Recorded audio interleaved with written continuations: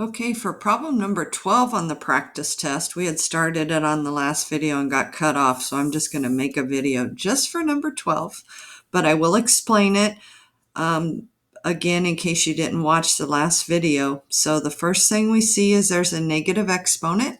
So we learned in chapter 4 that the negative exponent means reciprocate the base. So we reciprocated 27x to the 4th now in the numerator, 8x to the 7th now in the denominator. And then when we write our exponent, it's now positive. So notice the exponent does not get reciprocated. The base gets reciprocated, and that makes the exponent positive. And then, as I said in the last video, the key to this problem is following your order of operations. Please excuse my dear Aunt Sally says do any work inside the parentheses first. 27 and 8 don't have anything in common, but here we have two bases that are x. That means we can apply the quotient rule. And I was explaining in the last video, the quotient rule, I gave you a little shortcut for it. When you have your fractions, you can cross out the smaller one and take that many away from the larger one. So now I can see the x is going to remain in the denominator because that's where the extra or where the largest exponent was. And now I'm taking 4 away, so it's going to become 8x cubed.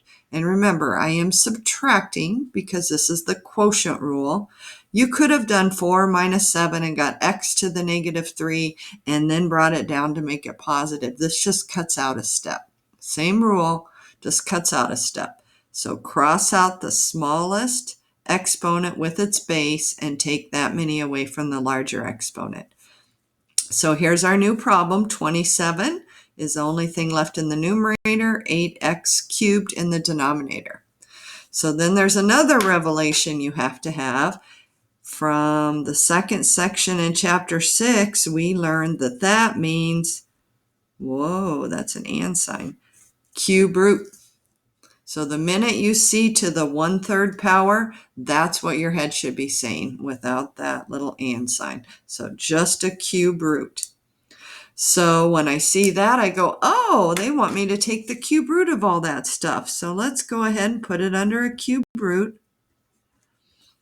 And I'm hoping that most of you have memorized the perfect cubes, that box I had you highlight back in, it's either 6.1 or 6.2, because if you did, you would notice that all three of those are perfect cubes. This is 3 3s, this is 3 2s, and this is 3 x's. And anything that is in triples comes out as a single.